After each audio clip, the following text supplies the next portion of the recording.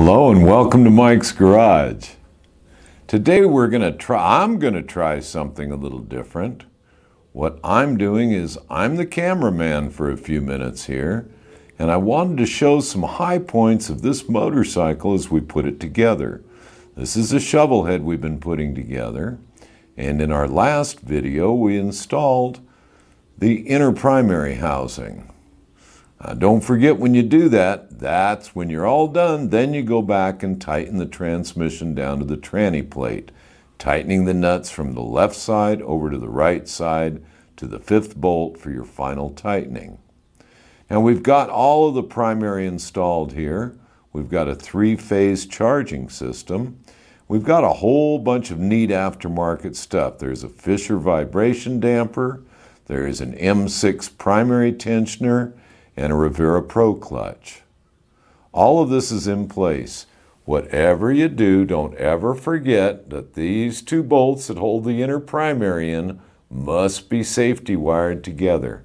Either that or use an aftermarket lock tab. They have to be locked in position. The next thing I wanted to show, I just wanted to hit some of the high points of what we've done on this bike, because right now it's still undressed and we can show them before we cover them all up. So the next thing is we used a 58 to 72 swing arm. It's round, it's strong, it's beautiful. Took a lot of work to adapt it to a 2003 centerline polished aluminum, spun aluminum rear wheel. But we did it. Took a lot of doing, and I think it was worth it.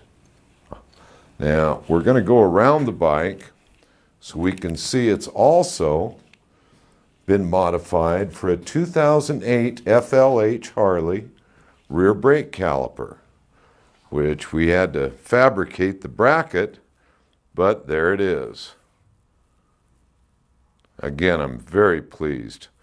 The rotor measures something like 11.9 inches, and that's a great big 4-piston caliper. Should be nice. The next thing is we used a much later modern starter, which was made for this model. And you can see it's shorter. It's a modern version, and we've installed that. Now, the battery box is not on yet, and I wanted to show a little trick. This is the oil feed line. It's still attached to the roll. We haven't cut it to length. But it goes to the bottom of the oil tank, another reason the battery box is not in yet. And the easiest way to connect it is by pushing it over the fitting with a screw clamp mounted to it. And then you take a screwdriver, and through that hole, which is where the battery box bolts to, through that hole you can tighten that screw clamp. Just a real nice advantage to have with the battery box off. So in our next video, what we'll most likely do is put the rest of the oil lines on, or at least show them and where they all go. There's no real mysteries here, and this is coming along quite nicely. What else can we show?